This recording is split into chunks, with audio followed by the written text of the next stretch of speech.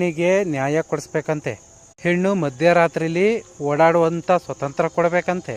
ಹೆಣ್ಣಿನ ಮೇಲೆ ದೌರ್ಜನ್ಯ ಆದ್ರೆ ಅಂತವ್ರನ್ನ ಜೈಲು ಶಿಕ್ಷೆ ಗುರಿ ಮಾಡ್ತಾರಂತೆ. ಹೆಣ್ಣಿಗೆ ಘನ ಸರ್ಕಾರದ ಸದಾ ರಕ್ಷಣೆ ಇರುತ್ತಂತೆ.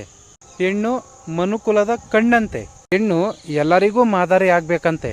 ಆದ್ರೆ ಶ್ರೀ ಮಂಜುನಾಥ ಸ್ವಾಮಿ ಕ್ಷೇತ್ರದಲ್ಲಿ, ಮಂಜುನಾಥನ ದೇವಸ್ಥಾನದಲ್ಲ, ಶ್ರೀ ಮಂಜುನಾಥನ ಕ್ಷೇತ್ರದಲ್ಲಿ ಅದೇ ಹೆಣ್ಣು ನೂರಾರು ಬಲಿಯಾಗದೆ ಈಗ ಆ ಬಲಿಯಾಗಿರ್ತಕ್ಕಂಥ ಹೆಣ್ಮಕ್ಳಿಗೆ ನಮ್ಮ ಸರ್ಕಾರ, ನಮ್ಮ ಕಾನೂನು ನ್ಯಾಯ ಕೊಡ್ಸೋದಕ್ಕೆ ಕಷ್ಟ ಆಗ್ತಿದೆಯಾ ಹೇಳಿ? ಕಷ್ಟ ಆಗ್ತಿದೆಯಂತೆ. ಹೆಣ್ಣಿನ ಪರವಾಗಿ ಇರ್ತೀನಿ ಅಂತ ಅನ್ನೋ ಕಾನೂನು ಇವತ್ತು ಹೆಣ್ಣಿನ ಕುತ್ತಿಗೆಗೆ ಹಗ್ಗಾಗಿ ನೇತಾಡ್ತಾ ಇದೆ. ಇದಕ್ಕೇನು ಮಾಡಬೇಕು? ದಯವಿಟ್ಟು ನೀವೇ ಹೇಳ್ರಪ್ಪ.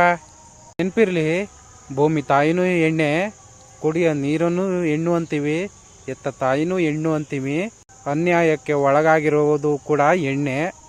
ದಯವಿಟ್ಟು ನಮ್ಮ ಪಬ್ಲಿಕ್ಗೆ ನ್ಯಾಯ ಕೊಡಿಸ್ಬೇಕು. ಖಂಡಿತ ಕೊಡಿಸ್ತೀರಲ್ವಾ?